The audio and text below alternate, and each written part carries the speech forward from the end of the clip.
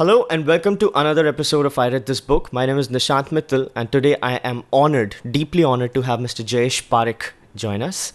Mr. Parikh is the co-founder of Sony Entertainment Television. He was also a part of the founding team which brought IBM back to India after the 91 reform. Then he went on to establish something called Jungle Ventures, a venture capital firm which amongst other people calls Ratan Tata, Mr. Ratan Tata. It's one of its senior advisors, and the list goes on. Mr. Parikh has done a lot of things, keeps doing a lot of things. But the beauty is that I met Mr. Parikh 3 years ago when I was just a 24-year-old aspiring entrepreneur with no history that he could think of. But he met me with such congeniality. I mean, he met me like an old friend who was ready to share a joke, laugh at mine. It was unbelievable. The kindness was off the charts, and it was extremely heartwarming to meet him because it's because of professionals like Mr. Parikh that aspiring entrepreneurs like me could feel safe and inspired to work in the ecosystem. So I'm extremely deeply honored to have Mr. Parikh on the show. Thank you so much, sir. Thank you so much for joining us. Thank you so much for having me. Sir, I read your book, which is What Shall We Do With All This Money? And it really, made me feel something. I would like to know that you could have written about anything. You have a varied set of experiences. What made you write about what shall we do with all this money? What was your motivation for starting it? So, Nishant, when I observed many affluent folks around me, I had an epiphany. And the epiphany was that people work hard to make money, then they work hard to make money on their money, and then they die. So that just doesn't sound right. So I wondered if there was a way to appeal to people who are working hard to make money on money. So can we find things to divert part of their attention rather than making money? So mindless accumulation of wealth without purpose has limited value in my mind. So this book is a compilation of interviews with heroes and unsung heroes of Indian diaspora from all over the world. It is an attempt basically for anyone to discover various models of utilization of wealth.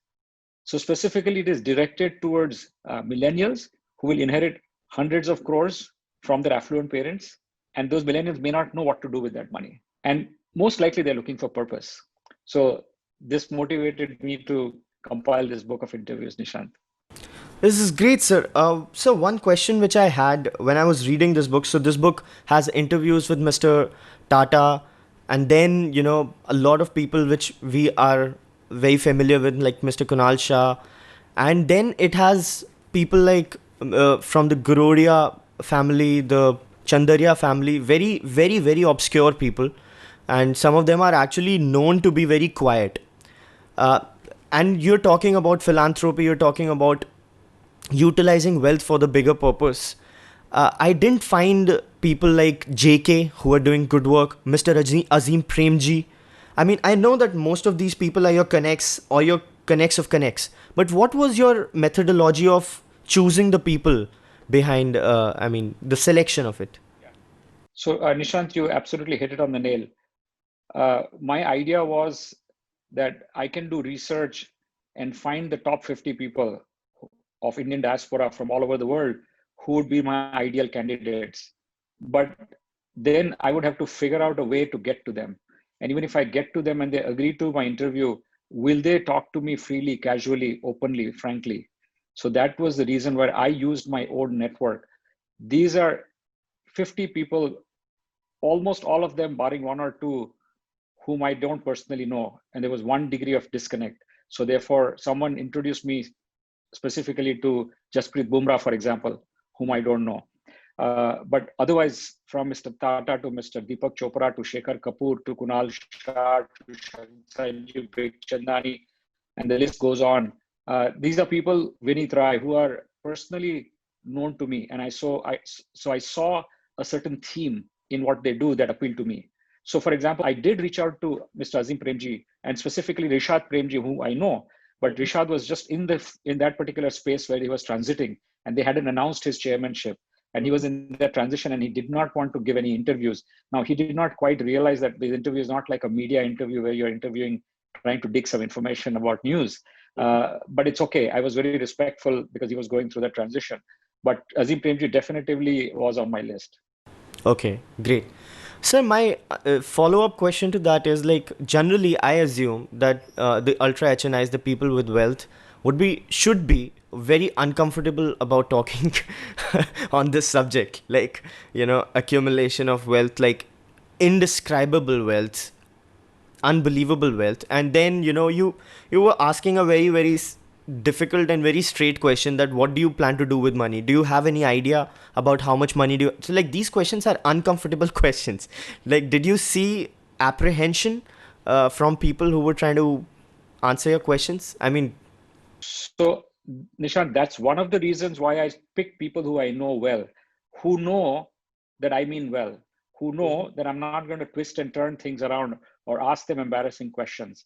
So I was quite mindful of it.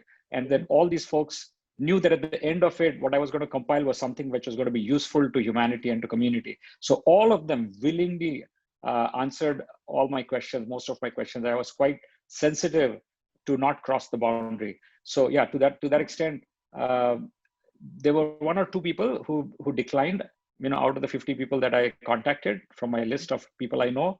And one, as I mentioned, had a specific genuine reason why he did not want to talk to me. But no, I didn't find anybody who was reluctant, because everybody realizes that doing good and doing service and giving back is really, at the end of the day, the most important thing. And therefore it is utilization of wealth. So if anybody has a thesis, I wanted to talk to them. So all these people had a thesis. I have other very, very affluent friends also, but I was not quite either enamored or familiar with their model of giving.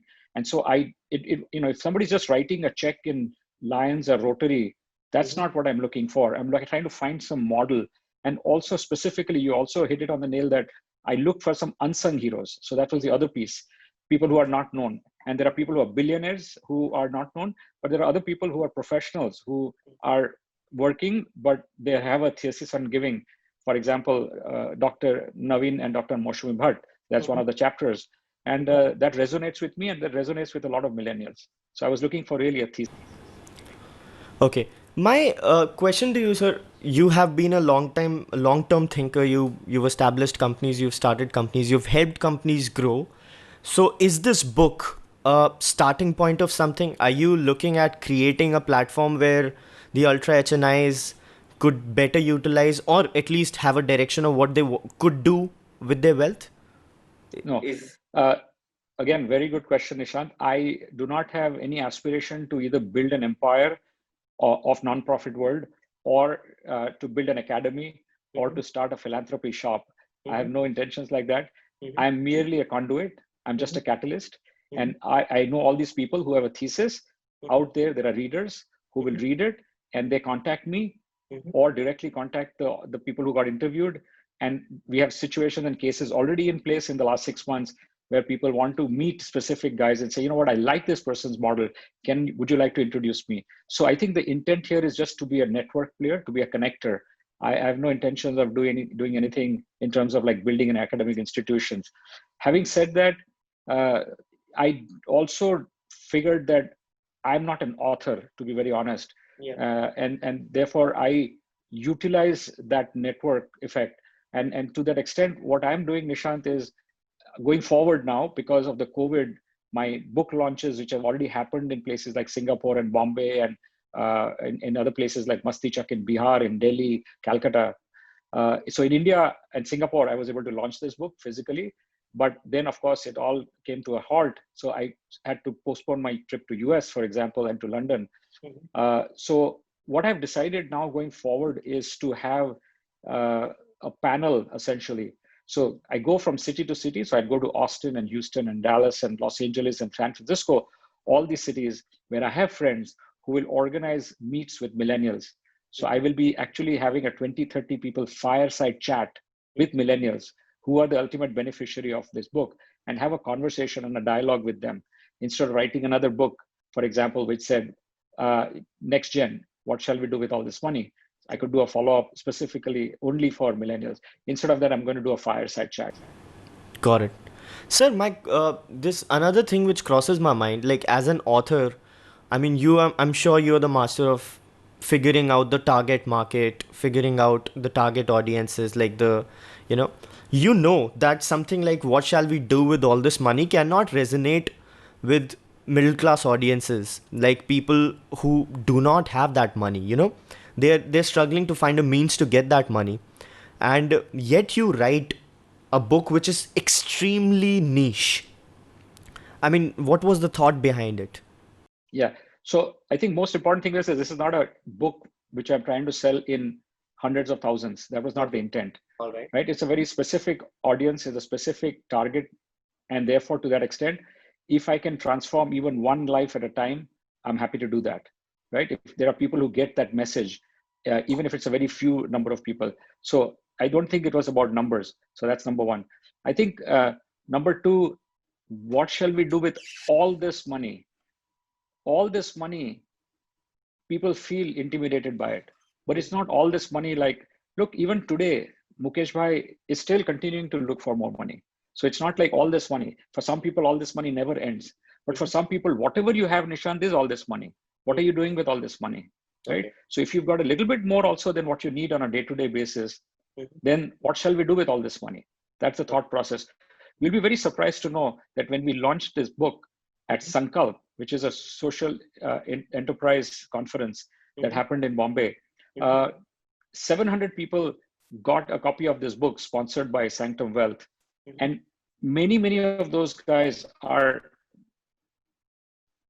not, but they got inspired. So I think the intention this is that you build essentially a thesis which appeals to people. So even social entrepreneurs today who are doing a startup, a year from now, 5 years from now, they will have 100 crore companies. So there are social entrepreneurs who came to that conference who were scaling and become 100 crore rupee companies, and then they exit.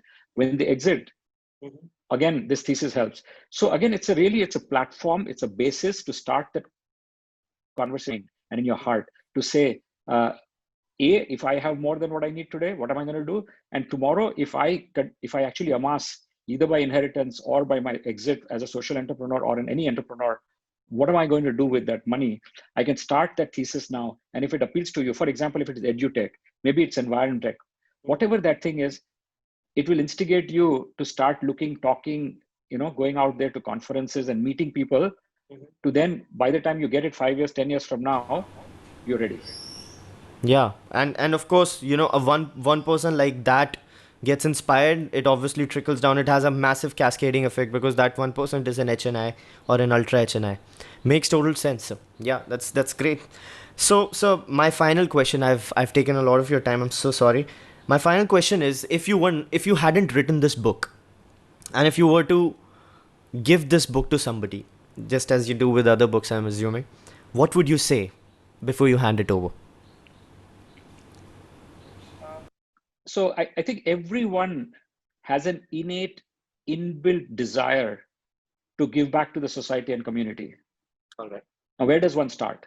If you're affluent and you're trying to figure out different ways to give back, or you're an affluent millennial who inherits hundreds of crores and looking for various models and looking for purpose, right? Millennials are looking for purpose beyond traditional methods of donating. I'd say, please read this book. And it is an easy reading book, right? So it's a casual book of brief interviews and with amazing folks, some of whom we mentioned, Mr. Ratan Tata, Deepak Chopra, Shekhar Kapoor, Rohini Nilekani, Amit Chandra, Sanjeev Bikhchandani, Kunal Shah, Vineet Rai, Jasprit Bhumrah, Professor Jagdish Sheth, Om Swami. So there is a section on gurus, Mohan Das Pai, and many others. Yes. So each interview starts a journey and then it's followed by perspective on wealth. So even the journey of each of these people is interesting. For example, where did Ratan Tata go to school? What was his undergraduate degree, etc.? So there is a lot of interesting journey also inbuilt into the book. And I hope your audience enjoys the book. All right. So my final point to the audience who watch this episode will be that this is a very easy read, which will actually, first of all, tell you how people who have amassed extraordinary wealth, first of all, got to that position. And now, once you have all that money, once you've followed your dreams and achieved them, what do you do with this? So this book is an example, in fact, a collection of over 50 examples, which will help you figure out what you want to do with your life and your achievements. So, sir, thank you so much. I love this book. I bought it as soon as I saw it, and thank you so much for, talking to us about it. I hope more people read this book and more people become Ultra HNIs and then do good work. And the ones who are already, they do great work. The success is not accumulation of wealth. Success comes from utilization of wealth. And Nishant, thank you so much for reaching out to me, and thank you for remembering me after 3 years. And best wishes for your future shows of I read this book. Thank you so much, sir. Thanks a lot, and I'll see you again, sir, hopefully. Godspeed.